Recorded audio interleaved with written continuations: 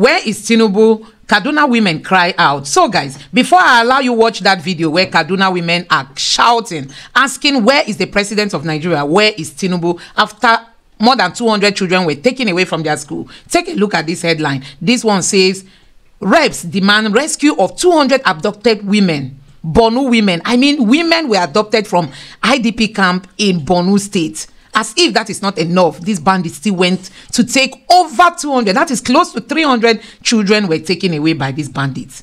Take a look at this other headline. This one says, Nigeria's Boko Haram crisis. Dozens of women feared abducted in Gamboru Ngala. That is in Borno State. This all happened yesterday. And this one is saying that Kaduna kidnap. We are combing the bushes to rescue them. Coming from the Nigerian police. They said they are combing the bushes to rescue them. And you can imagine the kind of gun that this Nigerian police use. And we all know that the strength of these bandits always outweighs that of our Nigerian police. So guys, take a look at the video where this woman is lamenting on why they've abandoned them and nobody's paying attention to them after many children, close to 300 children were taken away from a school. Take a look at this video. Please help us. We beg you in the name of God. Where is our president? Where is our governor? Please don't let them take them away from us. Please follow them to the forest and rescue our loved ones. In some families, 7 members were kidnapped. Another 5 were taken. After receiving reports of a bandit attack on a primary and secondary school in Kaduna, Governor Obasani led a delegation to Kuriga village in Chikun local government to get first-hand information of the incident. Narrating the tragic incident to the governor, a teacher in the school says at GSS Kuriga, 187 students are presently missing, while in the primary school, 125 pupils were initially missing, but 25 returned home. I resumed to the school today at exactly 7:47 a.m. I entered the acting principal's office and signed. All of a sudden, the acting principal asked me to look at my back, and when I turned, we discovered that bandits had surrounded the school premises. We became confused. We didn't know where to go. Then bandits asked us to enter the bush. We obeyed them. Because there were many and the pupils were about 700 were following us. So when we entered the bush, I was lucky to escape alongside many other people. So I returned to the village and reported what happened to the community. Immediately, our vigilante and personnel of Cadvis followed the bandits, but the vigilante did not succeed. In fact, the bandit killed one of the vigilante. We just buried him a while ago. It was when we came back from that pursuit that we briefed the village head and we started making efforts to know the actual number of pupils and teachers that were taken by bandits. At GSS Kuriga, 187 students are presently missing. In the primary school, 125 pupils were initially missing, but 25 of them escaped and returned home. An emotional chief of Kuriga town laments the insecurity in the area and appeals to the governor to assist in the deployment of troops to secure lives and property.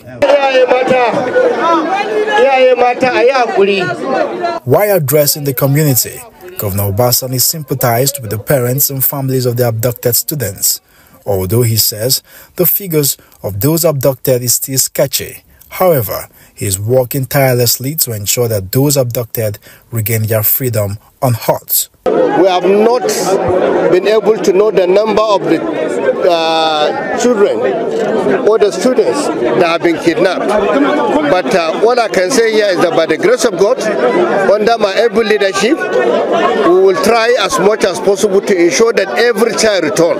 By the grace of God, inshallah.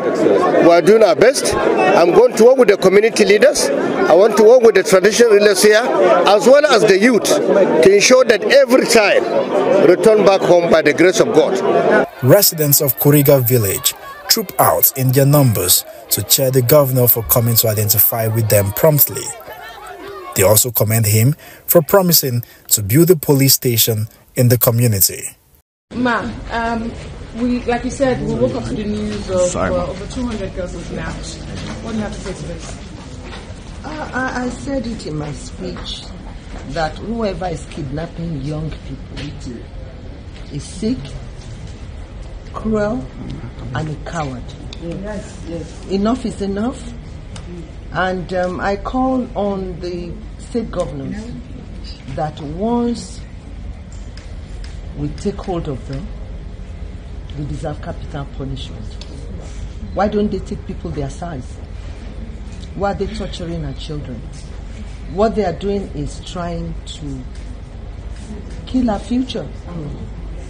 We all know parents, when we are old, we rely on our children, and we see them that our investment has not gone to waste, especially when they are successful. Why would you go and take them from schools? Why? I don't really know. But right now, I think enough is enough. As a former lawmaker, I believe that any one of them captured deserve capital punishment. Yes. I say it, and I believe most mothers would believe that. Yes. We carry them for 9 months. When you are giving back, you don't know whether you are going to live or die. Yes. And you don't watch what you love being snuffed away. I watched a lion having cubs. Just going there to look at the cubs, I see how territorial they are. You can't even touch their children. And once they know they are big enough, they can smell you, they don't want you around them. If animals can do that, what about us? So they are animals, they are evil, and then we should take them out among our midst, wherever they come from. And the state governors should do something, and the lawmakers, especially the lawmakers of each state. Thank you. Happy International Women's Day to women, because we deserve a pat on the back. We do so much. I celebrate every Nigerian woman and girl today. It's going to be a great nation.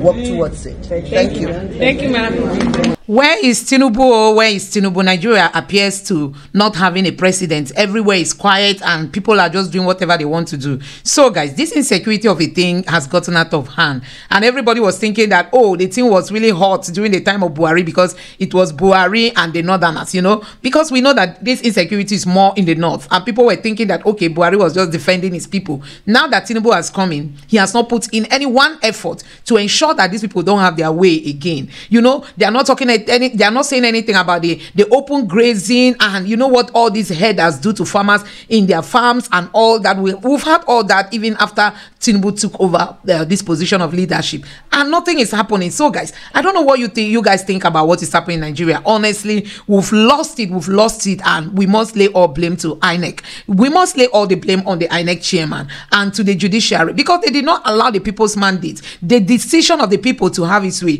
the people's choice. They didn't allow it. If not, we would not be where we are, because I can't imagine Peter will be sitting down and watching these bandits, you know, destroying the image of Nigeria, and then he will not even want to do anything. You just keep watching, you see that at the end of the day, this government is not going to react, because Tinubu is trying to protect his plans to run for 2027, and for him, any action is going to take against the north might hurt his chances. This is why Nigerians will keep paying prices that we are not supposed to be paying, because we have the poor people in leadership. So guys, let's just wait and see what this government is going to do. Now that we have 200 women taken away by bandits and terrorists in Borno State, and then in Kaduna we have close to 300 children taken away by the same bandits again. Let's watch and see how this government is going to tackle all this. If it is their plans to just see Nigerians, you know, their lives being wasted and it doesn't mean anything to them. In Nigeria, the lives of anybody means nothing to these government officials, and that is why even if they tell you that 1,000 persons of Nigerians were sent to eternity today, this government will never react. So let's watch and see what happened